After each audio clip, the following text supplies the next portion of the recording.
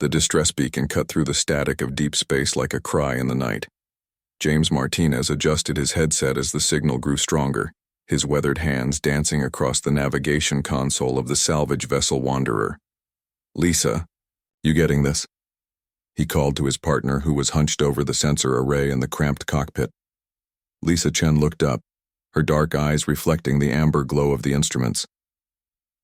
"It's not coming from a ship," she said, frowning at the readings. "The signature is organic and small." James raised an eyebrow. In 15 years of deep space salvage operations, they'd encountered plenty of strange phenomena, but an organic distress beacon was a first. "Plot a course. Let's see what we're dealing with." The source led them to a debris field orbiting a dying red giant. Chunks of crystalline material drifted in the void, some still glowing with residual heat. As they maneuvered closer, Lisa's breath caught in her throat. "James, look at that." Nestled within a hollow crystal formation was something impossible, a creature no larger than a house cat with iridescent scales that shifted from deep purple to silver in the starlight. Delicate wings, translucent as gossamer, were folded against its serpentine body. It was unmistakably draconic, though unlike any dragon from Earth's mythology. "Biosigns are weak but stable," Lisa reported, her voice hushed with wonder. It's just a baby." James stared at the readouts. A baby dragon. In space. Having the worst week ever, apparently. They brought the creature aboard using the ship's retrieval arm, careful not to disturb the crystal matrix that seemed to be providing it with some form of life support. In the cargo bay, they established a makeshift habitat using emergency atmospheric containment fields. The dragon, for that's what they'd decided to call it, was barely 5 days old according to their bioscanner estimates. Its scales were still soft, and its eyes, when they occasionally fluttered open, held an ancient intelligence that seemed at odds with its infant form. "The crystal fragments," Lisa observed, running her scanner over the debris. "They're not just rock, there's a complex mineral structure here, almost like a nest." James nodded grimly. Whatever happened to the parent, they tried to protect their young. He looked at the tiny creature, now curled up in the warming field they'd established. Poor little guy didn't even get a chance to know his family. Over the following days, as they journeyed back to the nearest station, something extraordinary happened. The dragon began to respond to their presence, and more surprisingly, it began to mimic their behavior. When James would stretch in the morning, the dragon would arch its back in a similar fashion. When Lisa hummed while working, the creature would emit soft, musical chirps that seemed to echo her melody. "It's imprinting on us," Lisa realized during their 4th day together.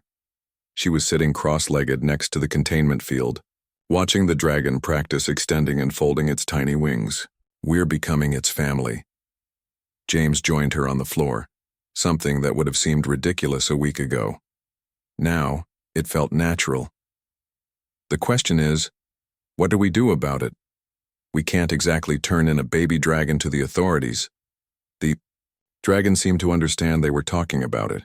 It pressed against the containment field, its large eyes fixed on James's face. Then something remarkable happened. The creature's scales shifted color, mimicking the blue of James's jumpsuit.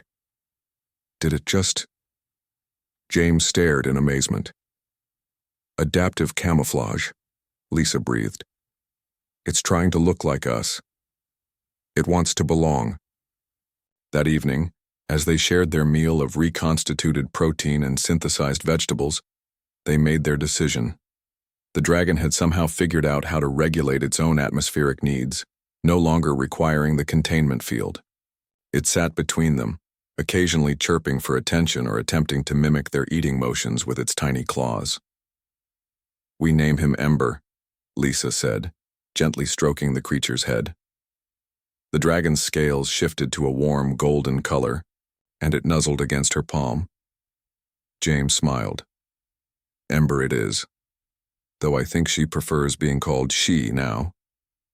He had noticed how the dragon responded more enthusiastically when referred to with feminine pronouns, another sign of its remarkable intelligence. Weeks turned to months, and Ember grew, not just in size, but in her understanding of human behavior and emotions. She learned to operate simple ship systems, her claws surprisingly deft with the controls. More importantly, she developed her own personality quirks that perfectly complemented the ship's small crew. When James was stressed, Ember would curl up on his shoulders, her warm scales providing comfort. When Lisa worked late into the ship's night cycle, the dragon would fetch tools and components, having memorized the locations of everything in their workshop. The galaxy was vast and full of wonders, but the three of them had found something rarer than any treasure, a family forged not by blood or species but by choice and love. During a supply run to Kepler Station, a xenobiologist examined Ember and delivered stunning news. "This isn't just any dragon," Dr. Reeves explained, her voice filled with awe. "The scale patterns, the intelligence markers, this is a stellar Drake, thought to be extinct for over 1,000 years. They were the guardians of entire star systems." James and Lisa exchanged glances. Ember, now the size of a medium dog, sat proudly between them, her scales shimmering with what they'd learned was contentment. "She's not just family," Lisa said softly. "She's potentially the last of her kind." Ember chirped and nuzzled against Lisa's hand, then did something she'd never done before. She spoke, her voice a melodic whistle that somehow formed recognizable words. "Not last. Have family now." James wiped his eyes, not caring who saw.